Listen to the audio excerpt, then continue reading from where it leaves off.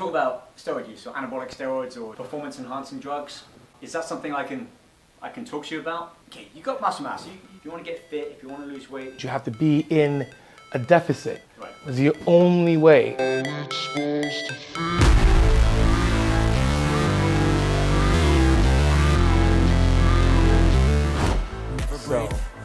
So hold on. So you were, 2012. What were you doing in your, like, where were you? 2012, where were you? I might have been in Texas in 2012. Doing what? We know 2011 was the last time I did the WBFF, Yeah. which I won in 2009.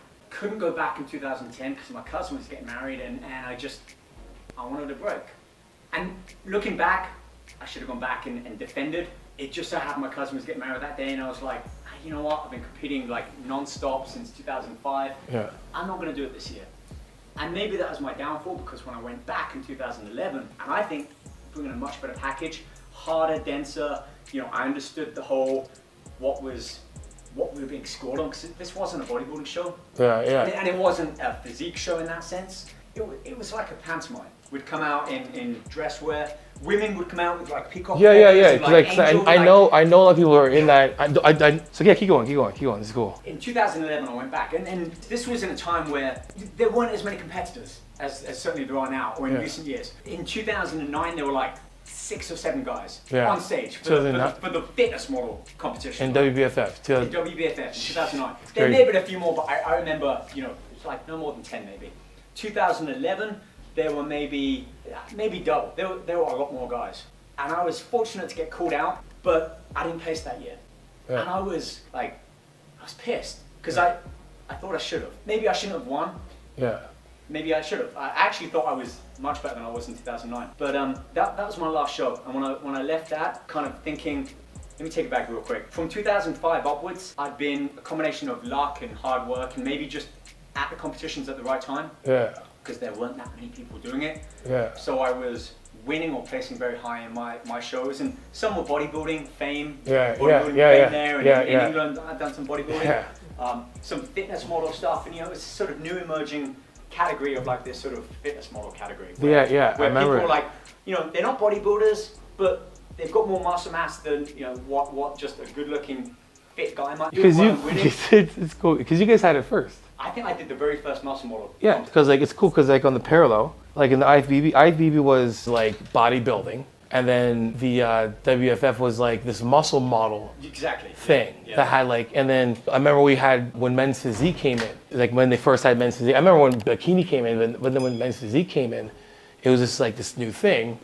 And then that's what I started seeing because you guys were the first ones to have the fitness, all the fitness model, your big influencers were WBFF people first, because we didn't have that class. We were just bodybuilders. We just had muscle tech, Flex magazine, fitness, whatever. And you have a bodybuilder there, but the muscle models that were on the covers doing this, and then all of a sudden Boston Lloyd and Rich Piana started openly talking about steroids. And then everyone's like, oh. Logically, it will make sense. What I'm saying is that with any drug, your body gets used to it. And sort of understand more about the industry as a large. You talk about steroid use, or anabolic steroids, or performance-enhancing drugs. Is that something I can talk to you about openly? So, okay, you got muscle mass. You're bigger than me. Yeah. How did that come about? When did you start taking them? What was the intrigue behind it? I'm just curious as well, because I haven't, but I still have, obviously I have respect for bodybuilders as well. I mean, it's part of the game in many ways. So I'm intrigued as to, how and when that came about, and some of the effects, the pros and cons. Yeah, well, for me, I was chasing a professional athlete, and that was my entire life's goals, dreams, was to be one, and found bodybuilding. And when I look at I'm your true sports athlete. I'm not insecure about, I joined bodybuilding because I was insecure about something. I'm a competitive person, to the core.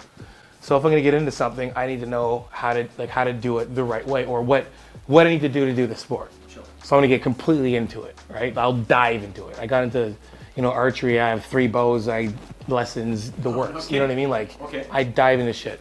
So I know that if I want to do this sport, I know there's steroids in it. It's like, okay, well, if I want to level the playing field, got to do steroids. It was that simple for me. And I was also coming off being like, I laugh a little bit, but yeah, because I'm over it. And a drug addiction. So for me, like doing another drug, I was like, meh. It's not like I was like, oh, I don't know if it's bad for my body. It's like, I've done worse. But this sport's just like, I looked at it as an extreme sport like anything else. Yeah. It has extremes. And then that's why I did it. But what saved me was I was poor. So I couldn't afford to do the large amounts of it, right? So I got away with the most minimal. So I would go on steroids and then I would come off because I didn't have enough money to keep going on. So I would literally go on only for the amount I do for a show. Then I'd be completely off. And then when my finances kind of trickled in and I could afford one bottle, then two, then I could afford whatever, then I got, sponsored by whatever, and then this and that. And when you build up in this sport, it's literally crazy. Because for me, it was like a rites of passion. I remember feeling like, I got there. There's a legit lab that wants to sponsor me and give me free steroids. Like that was literally the thing. Like I was like, dope, I don't gotta buy steroids. And they're pharmaceutical, so I know they're sweet. You know what I mean? So now I'm in this bodybuilding game where I was like, and it's funny, it was crazy. Like when I first started bodybuilding, I had a really good friend of mine when we first started, and we were talking. He's like, John, you know what? You know that makes a difference between, sometimes you see first place, and then sometimes next day you go sixth place, blah blah. He's like, what? He's like, steroids. Sometimes the whatever, and it's so true. Because until you can that is like the game. Like if you have, put it this way, if my twins compete in the same show I am, and I can only afford these 5 items I know for sure that give you the maximum benefit in the show, and I can only afford 2 of those, and my twin can afford all of them, he's going to look better, right? And that's period. So for me, like I was, we're training today, for instance. When we train today, when we do the first exercise, put it this, the same way I trained and the same effort I put in, added on the first machine we did 3 plates. Yeah, like literally, like 3 plates. And if we're doing that machine, there's 4 plates on 4 45s. And if you're genetically gifted, and and I'm finding, I always knew I was genetically gifted, but I'm like finding out more now how genetically gifted I am because I haven't been on for a long time, and at my age, I'm like, how am I doing all this shit? This is pretty sweet.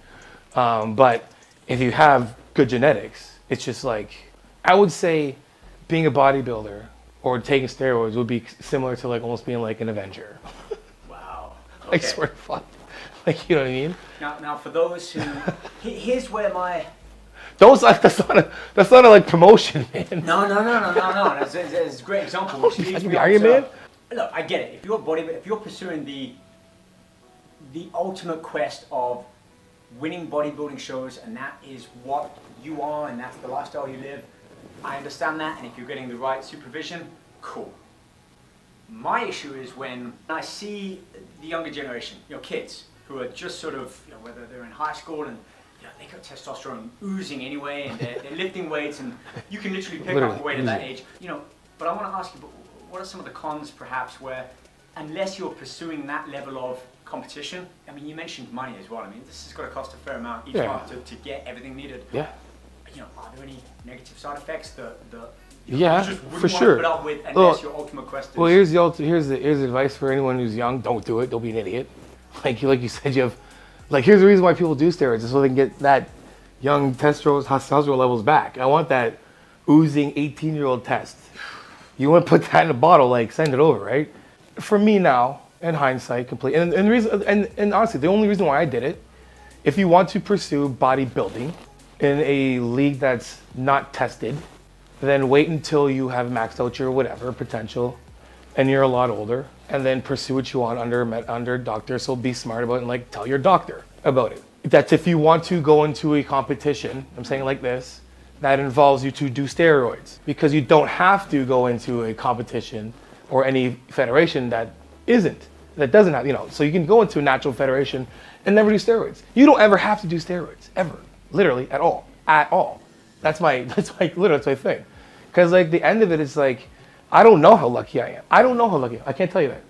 I know for sure now I'm way more conscious of my health because I've had no health scares in terms of steroid related. Never. And had you previously? Never. No? Ever. Okay. Ever. Because I've been I pursued steroids like I would recommend anybody, terrified. So I look at it like this shit's gonna kill me. Like I'm terrified, right? But I'm also, you know, an adrenaline junkie. So I'll do extreme shit. I'm taking my bike on the track this year, like Superbike. You know, I'm a snowboarder. Like I like that. I'm like, ugh, I like competitive doing that stuff. Sure. But I never had anything like that. Now, can I say like openly, has my testosterone levels dropped?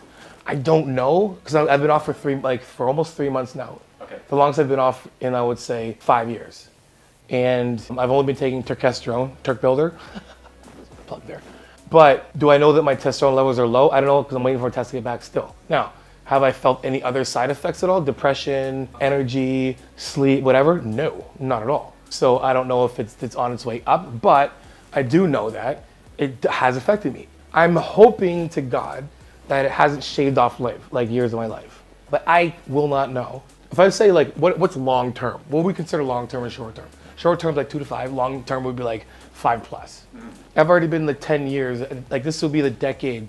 I started doing steroids a decade ago, right? And I've stopped doing them like 2021 November, like end of October. So I've already been in the long-term effects in a sense, or I'm in it even longer now.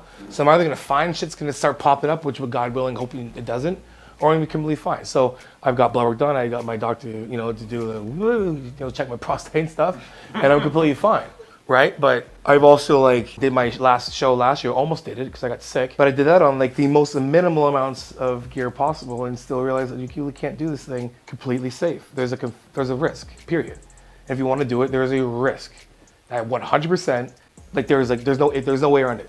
If you're an idiot about it, and I'll say it's completely vulnerable and transparent, and it's when every bodybuilder dies, and you're a steroid-using bodybuilder that is still abusing steroids, you have said, well, it ain't me. I ain't doing it. He was probably doing way more than I was doing. And they all say that, because I've said it. Because I've watched them die and be like, Dallas McCarver died. Well, he was probably doing more than he should have been doing anyway. I'm not doing that much. It doesn't matter how much you're fucking doing. If your heart can't handle it, you're done. You know what I mean? So it's there's that risk. If you want to be a bodybuilder and achieve that ultimate goal of being Mr. Olympia, which is great. You can do that. I don't got no problem with that at all. It's almost if you want to be the best stunt person ever in the world, you got to do the craziest stunt. If you die in the stunt, that's your shit. Right? That's just this risk in bodybuilding.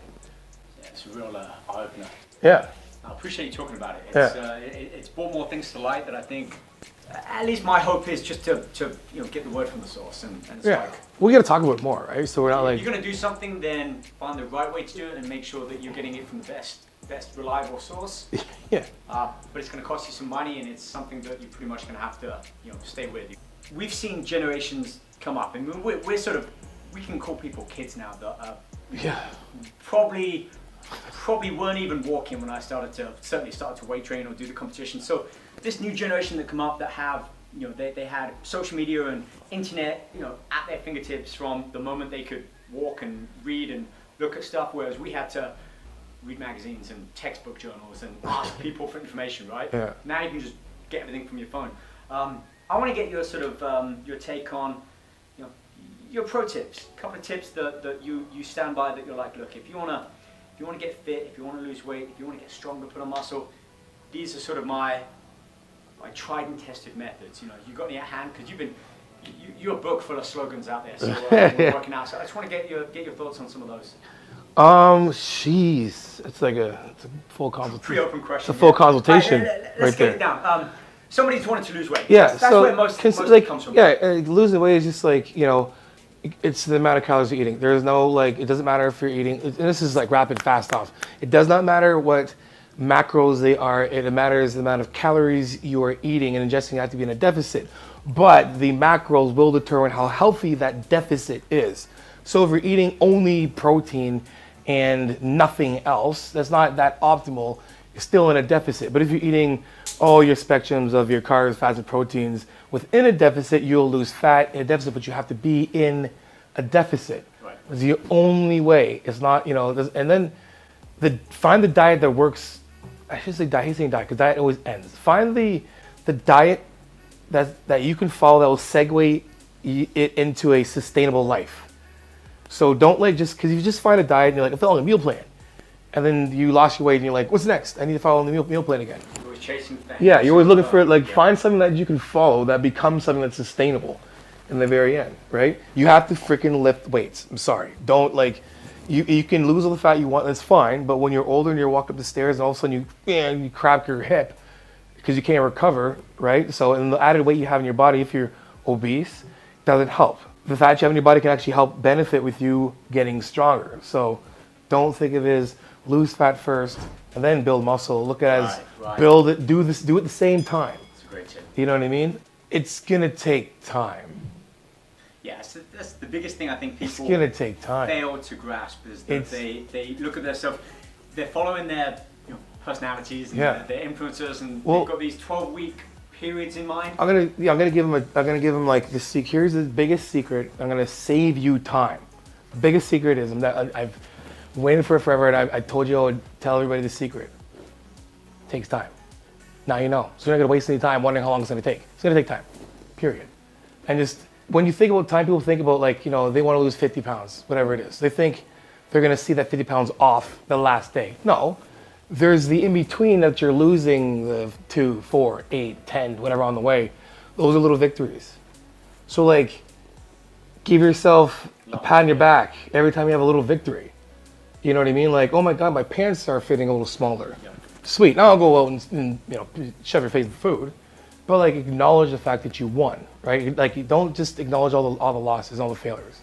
Acknowledge every single time that you win, that you accomplished something in the sense of a behavioral change. You drank more water this week. You went to the gym more than once, whatever. You did, X amount of reps on some, give yourself some acknowledgement. Post it, right? Say, don't give a shit. Like, dude, it's for yourself. Post it. Who cares? Where's that water at? Oh, thanks. Stick on hand and everything. You gotta get my lips get chapped, I can leave it here. Get out of here. Do it. You said you were behind the scenes. Yeah, right. Get a B-roll of me, chap my lips.